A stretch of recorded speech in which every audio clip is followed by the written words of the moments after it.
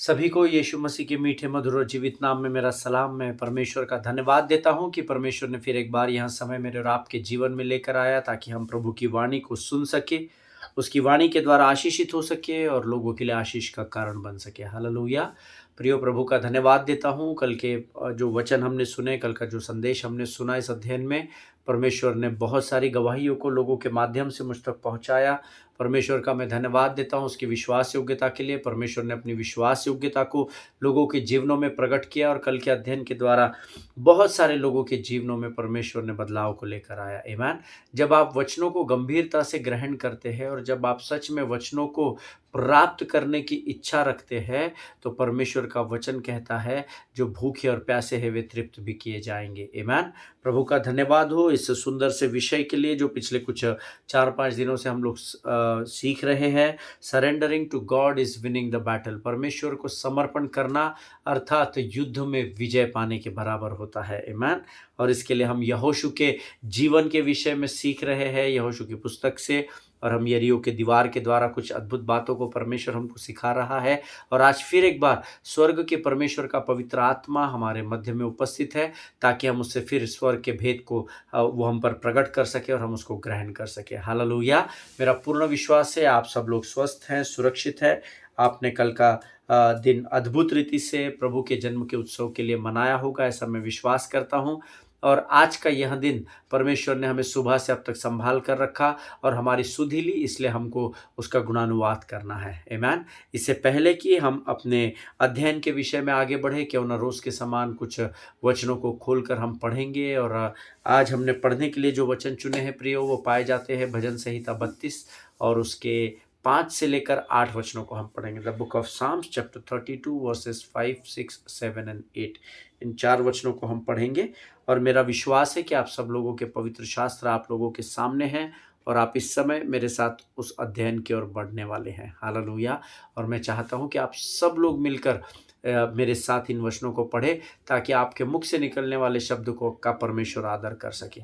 Amen. So let us open our Bible to the book of Psalms, chapter 32, verses 5, 6, 7 and 8 we are going to read. And the word says, जब मैंने अपना पाप तुझ पर प्रकट किया और अपना अधर्म न छिपाया और कहा मैं यहोवा के सामने अपने अपराधों को मान लूंगा, तब तूने मेरे अधर्म और पाप को क्षमा कर दिया। इस कारण हर भक्त तुझसे ऐसे समय में प्रार्थना करे कि जब तू मिल सकता है। निश्चय जब जल की बड़ी बाढ़ आए तो भी उस भक्त के पास न पहुंचेगी। तू मेरे छिपने का स्थान है, तू संकट से मेरी रक्षा करेगा, तू मुझे चारों ओर से छुटकारे के गीतों से घेर लेगा। मैं तुझे बुद्धि दूंगा और जिस मार्ग में तुझे चलना होगा उसमें तेरी अगुवाई करूंगा।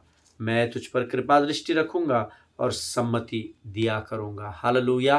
परमेश्वर इन पढ़े हुए वचनों पर हम में से प्रत्येक को आशीष दे।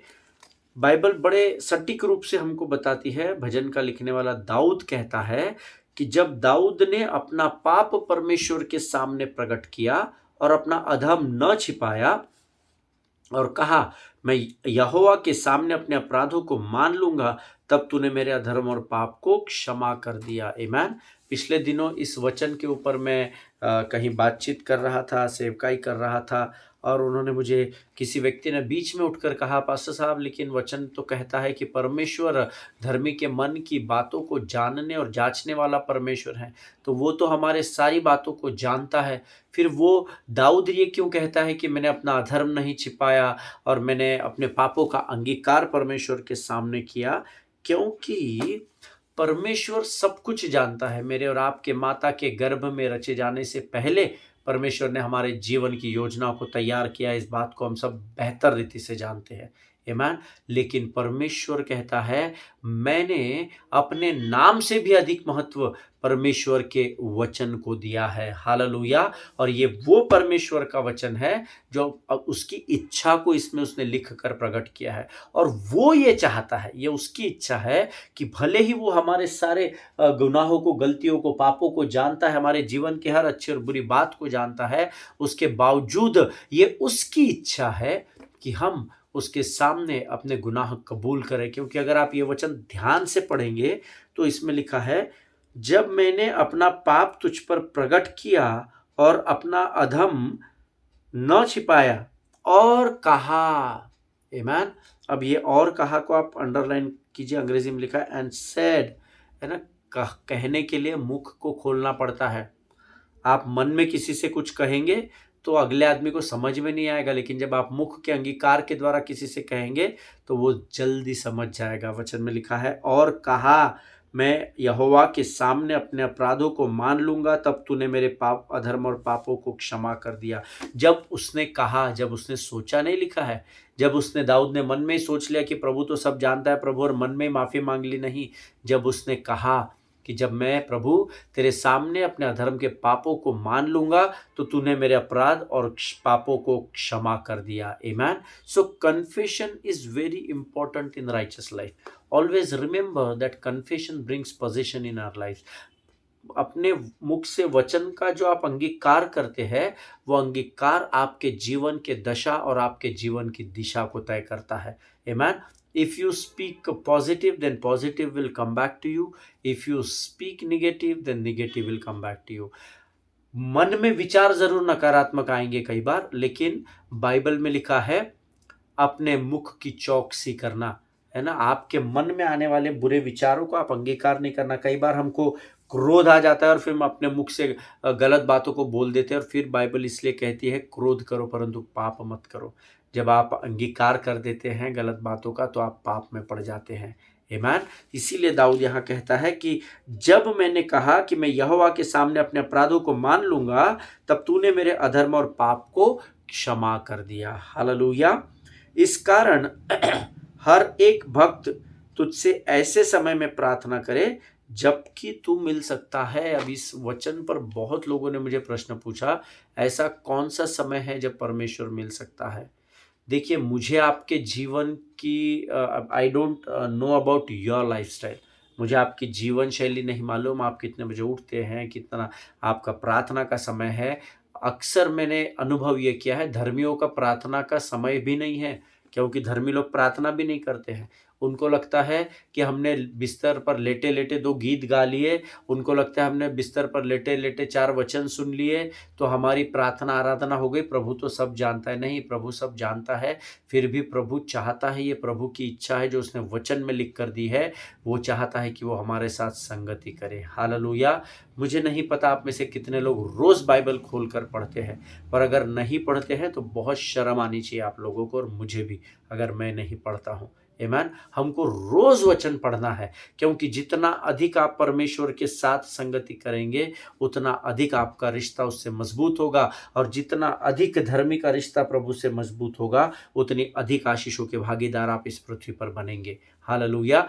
आपको आपकी लाइफस्टाइल को तय करना पड़ेगा, एक पर्टिकुलर टाइम आपको सिलेक्ट करना पड़ेगा जब आप प्रभु के साथ एकांत में संगति कर सको, उसके वचनों को पढ़ सको, और जो आप पढ़ते हैं उस पर मनन और अध्ययन। इंस्ट्रूमेंट्स खाली बजाने से, गीतों को गाने से, गीतों को सुनने से काम नहीं बनेगा। Hallelujah. You have to spend your personal time with the heavenly father. आपको स्वर्गीय पिता के साथ आपका वैयक्तिक पर्सनल समय बिताना पड़ेगा। आमीन। अगर आप अपने रिश्ते को प्रभु से मजबूत करना चाहते हो, अगर आप आपके जीवन के शारीरिक, आत्मिक, आर्थिक किसी भी प्रकार की बीमारी पर विजय पाना चाहते हो, तो आपको प्रभु के संगति में जाना होगा। हालेलुया। आमीन। इसीलिए यहाँ पर लिखा है, इस कारण हर एक भक्त तुझसे ऐसे समय में प्रार्थना करे जब तू मिल सकता है।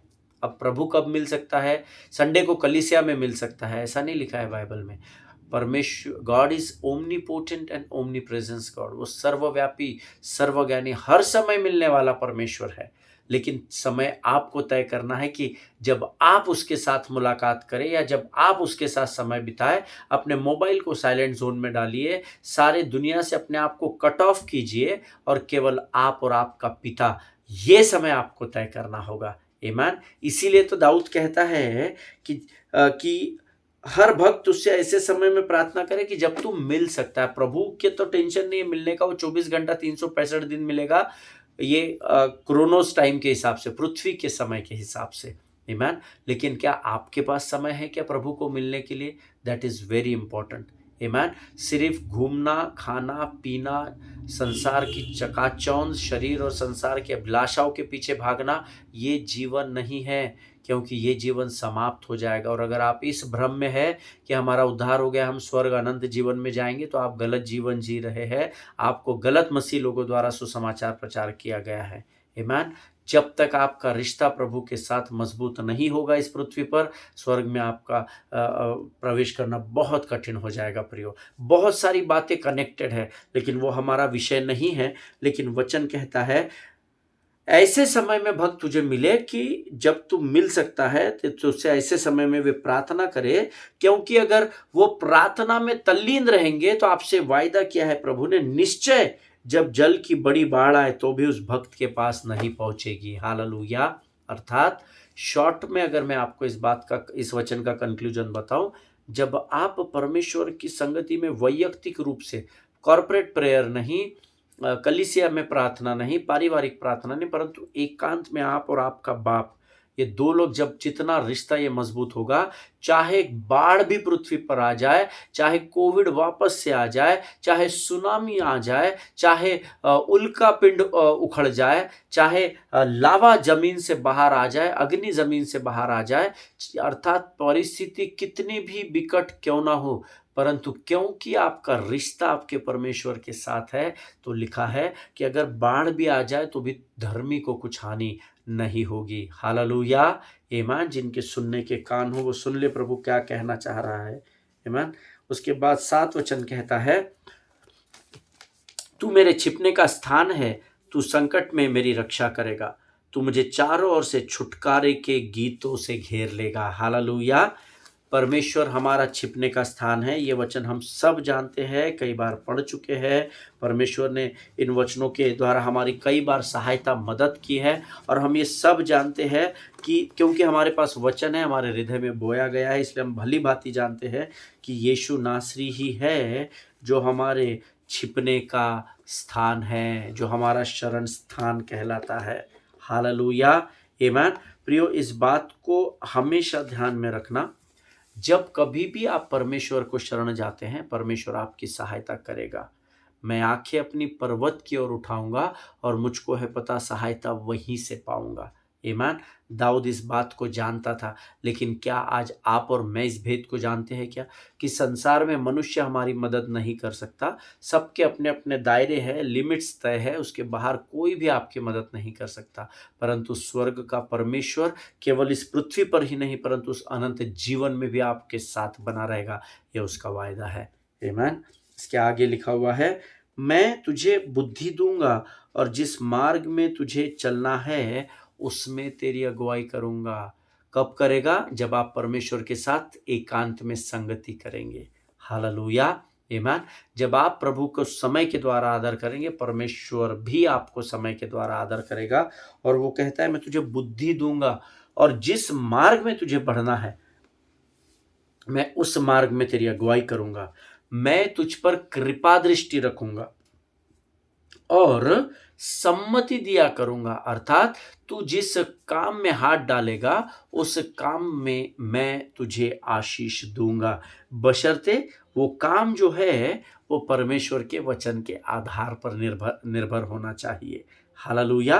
परमेश्वर इन पढ़े हुए वचनों के द्वारा हम में से प्रत्येक पर आशीष उंडेले। प्रियो, ये समय है जब हम अपने आप को प्रभु को समर्पण करेंगे। इस सुंदर और पवित्र समय के लिए हम यहोवा का धन्यवाद देंगे कि उसने हमें सामर्थ दी कि हम इन वचनों को पढ़ सके, और हम आने वाले वचनों के लिए अपना समर्पण यीशु नासरी के चरणों में करेंगे। Let us pray.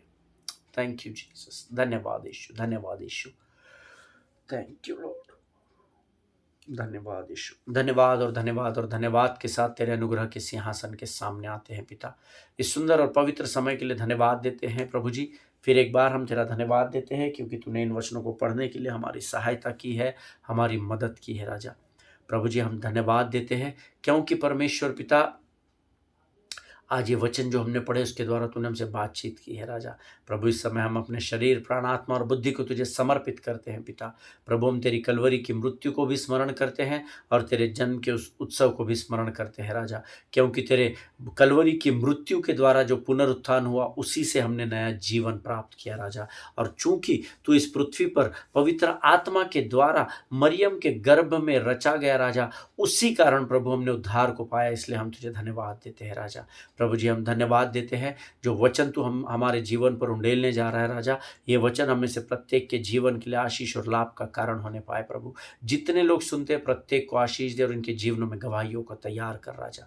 सारी बातों में महिमा तुझको देते, आगे का संपूर्ण समय हम तुझे सौंपते हैं और तूने इस प्रार्थना को स्वीकार किया, ऐसा विश्वास करते और विनती को धन्यवाद के साथ हमारे उद्धारकर्ता और जीवित परमेश्वर यीशु नासरी के मीठे और पवित्र नाम में मांगते पिता, सुनिए और बड़ी दया से ग्रहण करें।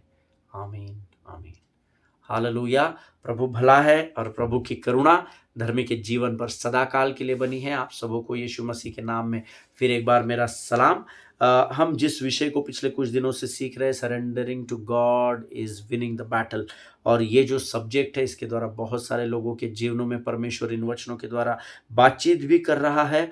और मैंने आपसे कहा था कि इज़राइल कनान देश जिसका वायदा परमेश्वर ने अब्राहम से किया था, अब यहोशू कनान देश के तकरीबन कगार पर पहुंच गया है, एम्बैंकमेंट पर आ गया है। और अभी यहाँ पर उसने देखा कि अरे ये तो पहले से ही किसी के कब्जे में है, अब उसको क्या करना पड़ेगा, यहाँ वाचा के देश में प्रवेश करने के लिए उसको शत्रु को हराना पड़ेगा ताकि वो उस कनान देश पर अपना इजराइली लोग अपना कब्जा ले सके। और उस कगार पर जहाँ पर कनान देश शुरू ही होने वाला है, वहाँ से कुछ शहरों से होकर उनको गुजरना है। और पहला जो शहर पड़ रहा है वो यरीहो है। और मैंने आपसे कहा है कि यरीहो के निचले भाग में, सतह में अर्थात पहाड़ी के निचले भाग में, यरीहो पहाड़ी के ऊपर है और पहाड़ी के इस निचले भाग में उन्होंने 15 फीट की एक दीवार पहले सुरक्षा के लिए बनाई है। फिर उसके थोड़ा सा अंदर 26 फीट की एक दीवार बनाई और उसके फिर थोड़ा सा अंदर 46 फीट की एक दीवार। आमीन। ताकि अगर कोई कूद कर आ भी जाए या फांद कर वापस चढ़कर वापस फांद कर ऊपर जाए तो शत्रु उसको ऊपर से देख ले और वो यरीहो के लोग शत्रु को मार गिराए। हालेलुया। और ये अब तक के इतिहास में कभी भी नहीं हुआ था कि किसी ने यरीहो शहर पर कब्जा किया था। हालेलुया। क्योंकि वहां पर बड़े अनुभवी बुजुर्ग थे, अगर ऐसी कोई कोशिश भी करता तो वो लोग उसको धराशायी कर देते, नेस्तनाबूद कर देते। इसलिए यरीहो पर इससे पहले कभी भी विजय प्राप्त नहीं की गई थी। दीवारें इतनी चौड़ी थी कि इतिहासकार कहते हैं कि एक राजा का जो रथ होता है जिसमें 8 घोड़े होते हैं, 2, 2, 4, 2, 6, 2, 8, और ये 4 घोड़े इस तरफ 4 घोड़े इस तरफ, और इसके बीच में उसके सामर्थ्य के द्वारा, घोड़ों की सामर्थ्य के द्वारा राजा का रथ दौड़ता है। इतनी अधिक चौड़ाई थी उन दीवारों की। आमीन। वे केवल ऊंची ही नहीं थी पर बहुत चौड़ी थी, जिसको भेदना नामुमकिन था। आमीन। और अब यहाँ पर यहोशू अपने लोगों के साथ पहुंच गया और परमेश्वर यहोशू से कहता है कि पहले 6 दिन एक चक्कर लगाना, 7वें दिन 7 चक्कर लगाना, और उसके बाद तू याजकों को, लेवियों को आगे करना, तुरहियों को बजवाना, और फिर मैं तुझे आगे के इंस्ट्रक्शंस दूंगा। आमीन। और हम यहाँ तक इस अध्ययन को कर चुके हैं। परमेश्वर चाहता था कि ये जब इजरायली लोग दीवार की चक्कर लगाए, जब ये चारों ओर घूमे और उस दीवार को देखते रहे, तब इनका शत्रु भी इनको ऊपर से देख रहा है।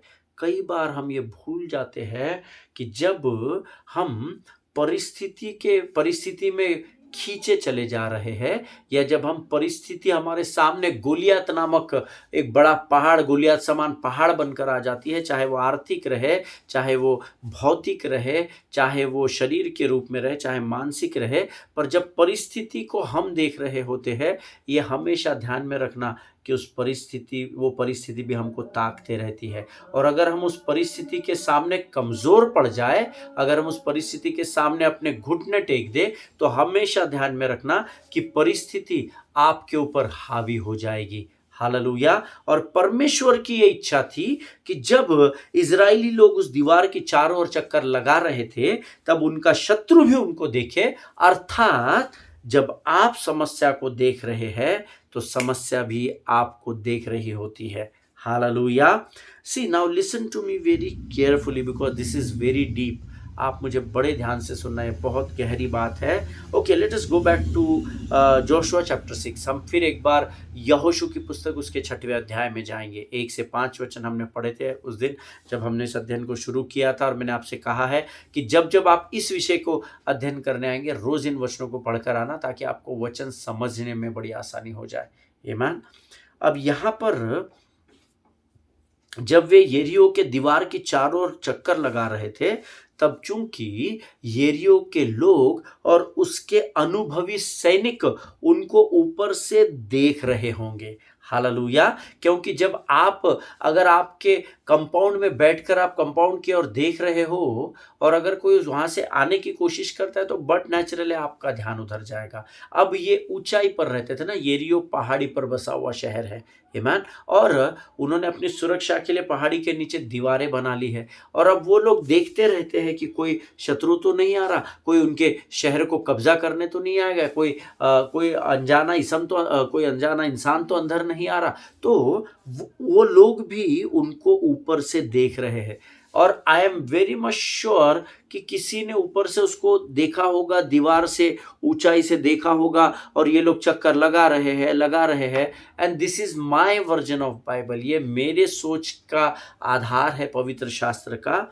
That somebody must have said that time, why these foolish people are walking around the walls every day, amen। अब देखिए, आप अगर ऐसे किसी व्यक्ति को नोटिस करते जो आपके घर की रेकी कर रहा है या चक्कर लगा रहा है, तो आप पहले किसी से बात नहीं करेंगे, आप पहले कंफर्म करेंगे कि सच में ये मेरे ही घर में देख रहा है क्या, मेरे ही घर को रेकी कर रहा है क्या, या मेरे ही घर पर निगाहें लगाकर है क्या। जब आपको कंफर्म हो जाएगा ना, तब आप ज़रूर किसी न किसी के साथ शेयर करोगे। अरे ये मूर्ख देख, तो ये इतने बजे इंसान आता है और अपने घर को चारों ओर से देखता है, ऊपर नीचे आगे पीछे झुक कर देखता है, दीवारें देखता है ना। सो ऊपर से इन लोगों को, जो इज़राइली लोग यरीहो के दीवार के चारों चक्कर लगा रहे थे, इनको ऊपर से वहाँ के लोकलाइट्स ने, जेरिको के लोकलाइट्स लोगों ने, या वहाँ के स्थानीय लोगों ने, या वहाँ के सैनिकों ने, जो अनुभवी सैनिक थे, उन्होंने देखा था। और उन्होंने ज़रूर ये कहा होगा कि ये कितने मूर्ख लोग हैं जो रोज़ आकर हमारे दीवार के चारों ओर चक्कर लगा रहे हैं। क्यों भला ये चक्कर लगा रहे हैं? हालेलुया। क्या ये नहीं जानते कि ये लोग इस दीवार को नहीं ढा सकते? आमीन। क्योंकि उन लोगों के लिए, यरीहो के लोगों के लिए ये एक्सपीरियंस शायद नया नहीं होगा। और भी लोगों ने, पहले राजाओं ने कोशिश की होगी, लेकिन जैसे कि मैंने आपको बताया, यरीहो को इस समय तक किसी भी राजा ने यरीहो पर कभी भी विजय नहीं पाई थी।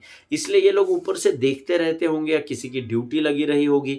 और जब वो देख रहे कि इतनी बड़ी लाखों की भीड़ रोज रोज एक चक्कर हमारे चारों दीवारों की ओर लगा रहे, तो उन्होंने एक दूसरे से शेयर किया होगा, ये कौन मूर्ख लोग हैं, इनको मालूम नहीं है क्या कि ये हमारे शहर पर अभी तक किसी ने कब्जा नहीं किया है ना। देखिए, वो इज़राइली लोग वैसे ही थे जैसे आज आप और मैं हैं। जैसे हम नेचुरल और नॉर्मल बातें करते हैं, वो भी वैसे ही बात करते होंगे।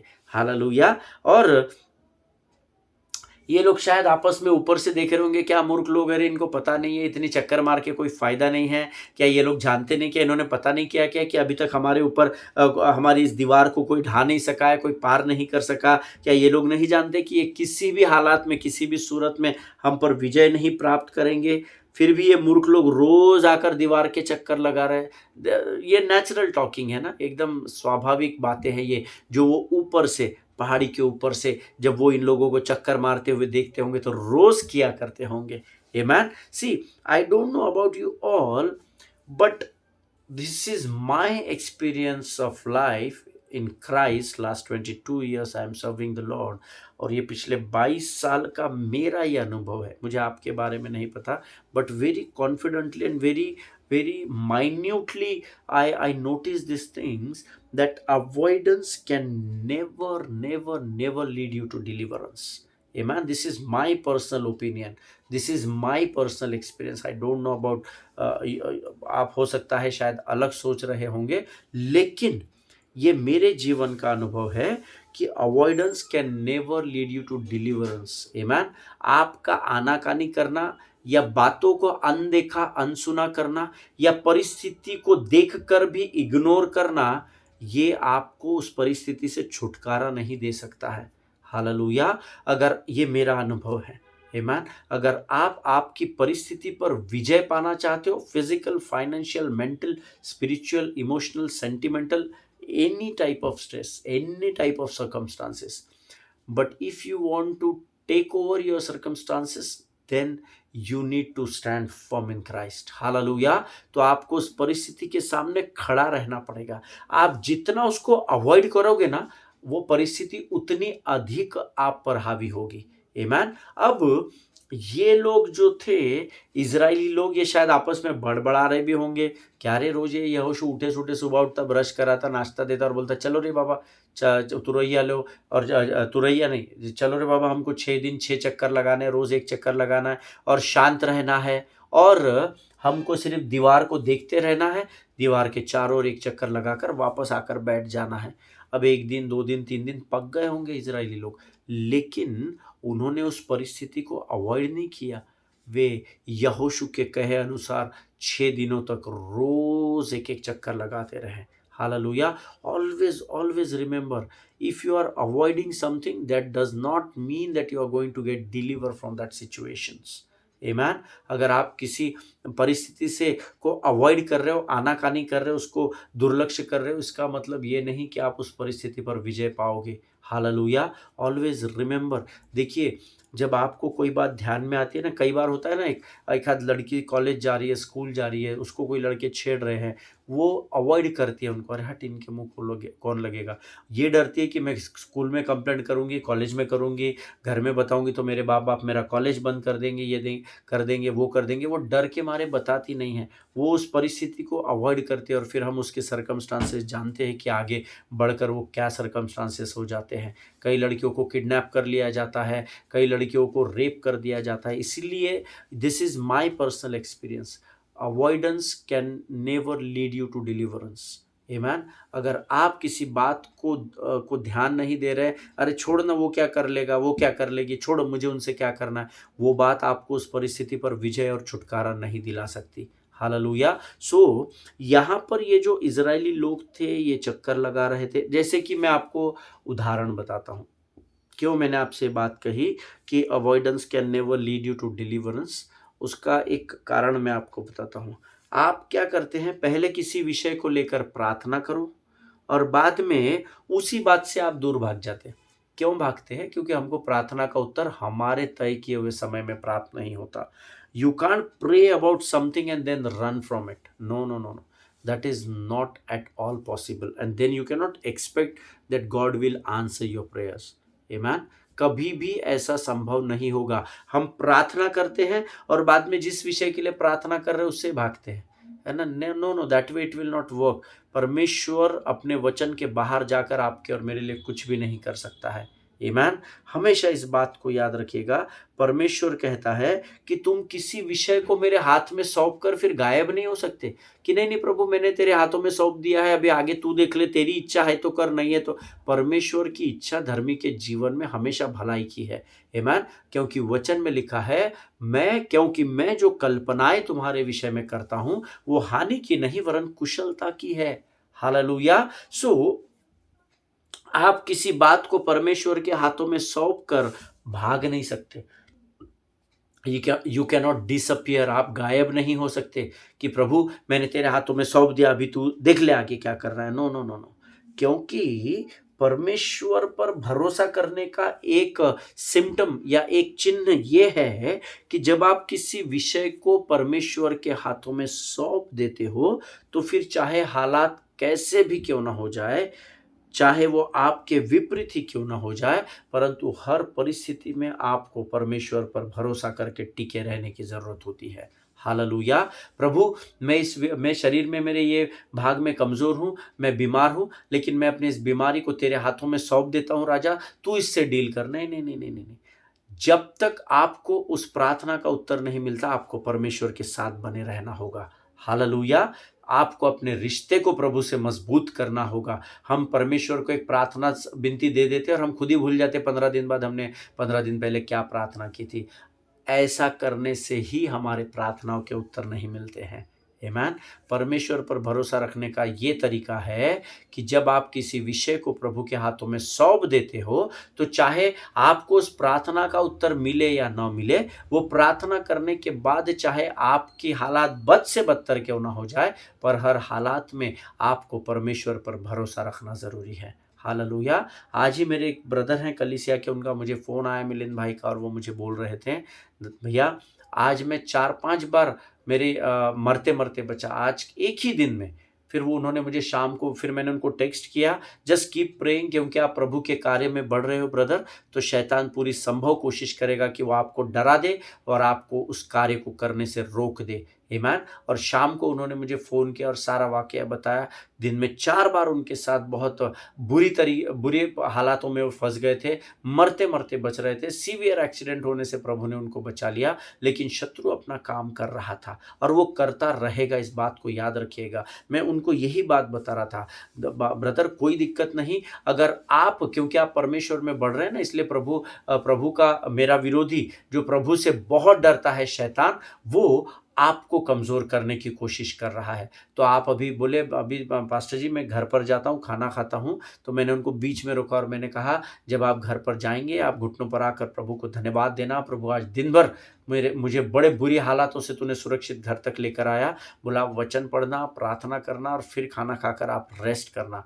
रात को अभी जब मेरी शाम को उनसे बात हुई तो मैंने उनको ये इंस्ट्रक्शंस दिए। मैं आपको ये बात इसलिए बता रहा हूँ क्योंकि एक बार जब आप किसी विषय को परमेश्वर के हाथों में सौंप देते हैं, भले ही वो बात आपको आपके जीवन में सकारात्मक रूप से होती हुई दिखाई क्यों ना दे, परंतु ये आपकी ज़िम्मेदारी है कि अगर आप सचमुच यहोवा पर भरोसा करते हैं, तो आप यहोवा पर टिके रहना सीखेंगे। Learn to lean on God. Amen. परमेश्वर पर टिके रहना सीखें, क्योंकि परमेश्वर ही हमारा आधार है, ऐसा वचन में लिखा है। Hallelujah. Here in this passage, God says, I want them to see you so they can see some people who are not afraid of the wall. Hallelujah. Amen. प्रियो, यहाँ पर परमेश्वर मानो उनसे ये कह रहा है कि जब तुम उस यरीहो की दीवार के चक्कर लगा रहे हो, तो मैं चाहता हूं कि तुम्हारा शत्रु भी तुमको ऊपर से देखे, तुमको नोटिस करे, तुम उसके ध्यान में आ जाओ कि अरे ये लोग कौन हैं जो रोज आकर लाखों की भीड़ से हमारे शहर पनाह को चक्कर मार रहे हैं, ताकि जब आपका शत्रु आपको देखे तो वो ये जान सके कि अरे ये लोग तो डरने वाले लोग नहीं दिख रहे, इतनी मजबूत और चौड़ी और लंबी दीवार देखकर भी ये डर नहीं रहे हैं, ये रोज आ रहे हैं, रोज एक चक्कर लगा रहे हैं। हालेलुया। अर्थात जब आपकी परिस्थितियां बिकट रहती है, चाहे किसी भी क्षेत्र में, फिजिकल, फाइनेंशियल, मेंटल, स्पिरिचुअल, किसी भी क्षेत्र में क्यों ना हो, तो परमेश्वर चाहता है कि आप उस परिस्थिति से भागना नहीं, परंतु परिस्थिति के सामने खड़े रहना, ताकि जब आप विश्वास की ढाल को लेकर स्थिरता से खड़े पाए जाएंगे और जब आपकी परिस्थिति आपको देखेगी तो आप नहीं, परंतु आपकी परिस्थिति आपसे डरकर भागने लगेगी। हालेलुया। परमेश्वर इन वचनों को समझने में आपकी सहायता और मदद करे। आज हम यहाँ पर समाप्त करेंगे और मैं चाहता हूँ कल फिर हम आगे के अध्ययन में बढ़ेंगे। मेरा पूरा विश्वास है कि परमेश्वर ने आज के इन वचनों के द्वारा आपको आशीष दी है। Always remember, never give up in your life. कभी भी अपने जीवन में हार नहीं मानना, क्योंकि हम उस परमेश्वर की आराधना करते हैं जो हमें हार से विजय की ओर नहीं, परंतु विजय से विजय की ओर लेकर बढ़ता है। हालेलुया। आइए प्रियो, इस समय हम यहोवा का धन्यवाद करें इन वचनों के लिए और अपना समर्पण प्रभु को करें और धन्यवाद के बलिदान चढ़ाए। Let us pray. खुदावंद प्रभु यीशु मसीह के मीठे, मधुर और सामर्थी नाम में हम फिर एक बार तेरे सामने आते हैं राजा। इस सुंदर और पवित्र दिन के लिए धन्यवाद देते हैं, इन वचनों के लिए धन्यवाद देते हैं परमेश्वर पिता। प्रभु जी, हम धन्यवाद देते हैं परमेश्वर पिता कि तूने आज इन वचनों के द्वारा हमसे बातचीत की। धन्यवाद देते हैं परमेश्वर पिता कि तूने इन वचनों के द्वारा हमें कुछ बातों को सिखाया। प्रभु जी परमेश्वर पिता, हम प्रार्थना करते हैं जो बातें आज हमने सीखी है ये हमारे जीवन के अंत तक हमारे साथ बनी रहे। प्रभु, जब हम भी परिस्थितियों का सामना करें तो हम निडरता के साथ प्रभु अपनी आंखों को पर्वत की ओर लगाकर शत्रु के सामने खड़े रहने पाए परमेश्वर पिता, ताकि हम नहीं परंतु हमारा शत्रु हमें देखकर भाग खड़ा होने पाए। ऐसे सामर्थ्य से भर राजा, इन वचनों के लिए धन्यवाद देते। जितनों ने सुना उनमें से प्रत्येक को आशीष दे। अपने आप को यीशु मसीह के लोह में सुरक्षित करते हैं और इस विनती को धन्यवाद के साथ हमारे उद्धारकर्ता और हमारे परमेश्वर यीशु नासरी के नाम से मांगते, सुन और बड़ी दया से ग्रहण कर पिता। आमीन आमीन। हालेलुया। मेरा पूर्ण विश्वास है प्रभु ने आपको आशीष दी है।